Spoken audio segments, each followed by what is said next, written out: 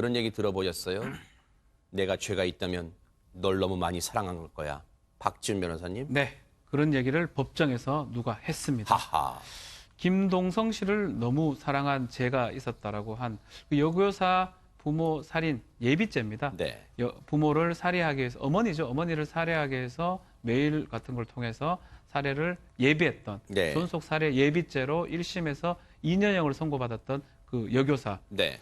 2심에서 재판부에 와서 했던 말이 이 말입니다. 네. 내가 어떤 사람을 너무 사랑했기 때문에 그것 때문에 이렇게 범행을 저질렀고 그 범행에 대해서 치료를 좀 받고 싶다. 그 얘기를 하면서 양형에 감안을 해달라고 요청을 했습니다. 어제 항소심이 이제 1심에서 2년 선고받았고 항소심이 진행됐는데 그냥 구체적으로 말씀해 주시죠. 누구를 언급하면서 사랑에 빠졌다고 했었나요? 이 여교사라는 사람은 박지훈 변호사님. 김동성 씨입니다. 아하. 쇼트랙 국가대표 선수죠.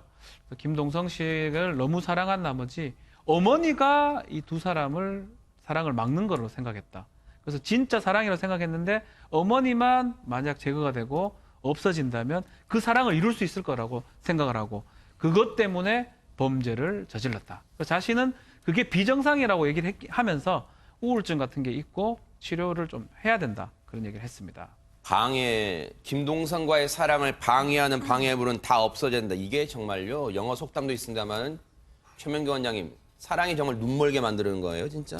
이제 임시 본인이 이제 우울증 얘기를 했으니까 일단 첫 번째 가능성은 굉장히 우울해서 그럴 수도 있습니다. 굉장히 우울하고 도저히 살아갈 이유를 찾지 못하게 되는데 그리고 김동성 씨만이 본인이 살아간 이유라고 이제 가정하는 거예요. 네. 김동성 씨는 뭐 아직은 이분이랑 사랑했다는 걸 부인하고 있으니까 이분의 주장에 따르면은 그러면은 김동성은 내 삶을 구원하게 되는 거고요. 네. 이분의 생각에서는 네. 그 사랑을 반대하는 어머니는 내 삶을 망치게 되는 거기 때문에 아하. 어머니를 갖다 없애고 이 사랑을 이루어야지만 자신은 우울함에서 벗어나고 살아간다고 생각했을 수도 있고요. 네. 두 번째는 약간 기분이 상당히 고양돼서 판단력이 잃었을 수도 있습니다. 예를 들어서 이런 경우가 있거든요. 2~3시간만 자도 거뜬하고 자신이 뭐든지 다 할 수 있을 것 같고 자신이 네. 대단한 사람이 된 것 같고 돈도 굉장히 많이 쓰고 머리에서 계속 하고 싶은 것들이 이러다가 보니까 나는 이런 보통의 삶을 사는 게 아니라 나는 굉장히 화려한 삶을 사는 사람이고 그랬을 때 김동성은 나한테 어울리는 사람이야라고 하면서 그럴 수가 있고요. 네. 세 번째는 마지막 가능성은 당시에 애정망상이 있었을 수도 있습니다. 네. 그렇기 때문에 김동성 씨는 별로 이분한테 아주 커다란 적극적인 호감을 보이지 않게 되니까 그 호감을 얻어내야 되고 그거를 증거를 해야 된다고 하니까 계속 끝없이 비싼 선물을 사서 호감을 얻어내려고 하는 거고 자신의 비싼 선물을 갖다 받아주게 되면은 자신을 사랑한다는 증거로 삼게 되었을 가능성도 있습니다. 그 항소심 재판 때 진술한 내용을요. 잠깐 읽어드리면 이수정 교수님 이랬답니다. 네. 이 여교사가요. 그러니까 엄마한테는 딸이겠죠. 엄마가 없어지면 저 또한 없어질 것이라는 걸 알면서도 비정상적인 짓을 했다라고 반성하는 듯한 말을 했습니다만 그 다음 말을 보세요. 기회가 있다면 정신병동에서 치료받고 새 사람이 돼서 엄마에게 효도하겠다.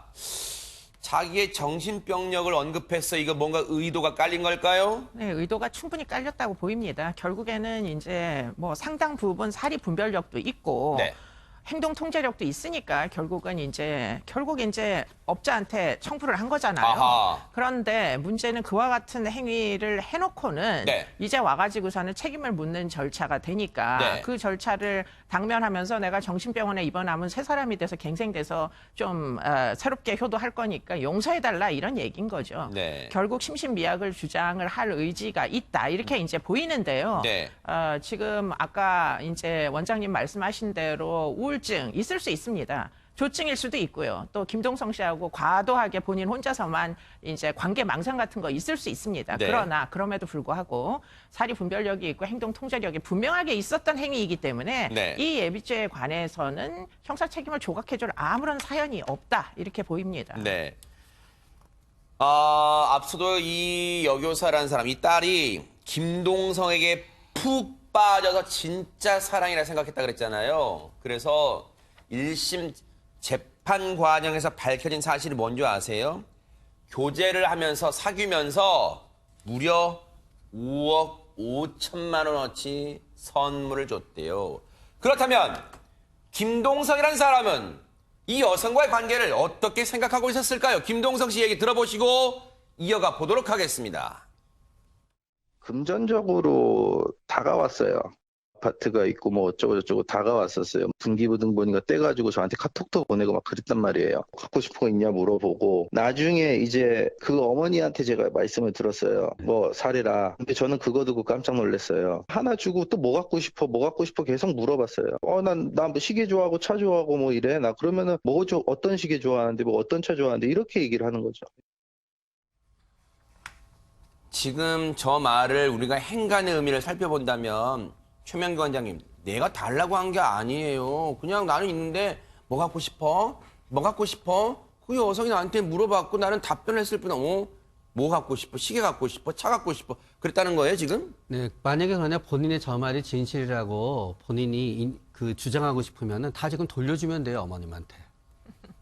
그래서 만약에 돌려주면은 김동성 씨의 마음은 진심인 거고요. 만약에 저거를 갖다 안 돌려주면은 김동성 씨의 마음은 우리가 의심할 수밖에 없는 거예요. 네. 그런데 지금 박준 변호사님, 네.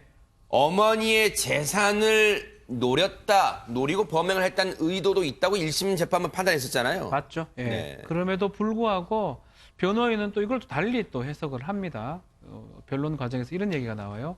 만약에 어머니 재산을 노린다면 결국은 상속을 받는 건데 상속을 받고 불과 며칠 상간에 뭐 임대차 잔금이 있어요. 보증금 잔금. 네. 잔금 같은 것들을 대기는 어렵다. 그렇다면 상식에 기반하지 못한 범행 전개가 아니냐. 그렇기 때문에 이 범행에서는 참작이 돼야 된다라는 게 지금 변호의 주장인데요. 네. 그 자체가 사실은 주장을 위한 주장이 아닌가 생각이 듭니다. 네. 뭐 상속을 어쨌든 간에 어머니를 죽일 의도가 확실하고 또 찾아봤죠. 청부 살해업체를 찾아봤던 그런 부분을 봤을 때는 뭐 마음적으로 약간 그런 부분이 있다 하더라도 범행에 이 부분이 감안될 가능성은 적어 보입니다. 근데 이 재판의 중요한 게요. 어머니가 선처를 호소하고 있습니다. 최명기 원장님, 이건 어떻게 해석해야 될까요? 어머님은 이 딸이랑 평생을 살았잖아요.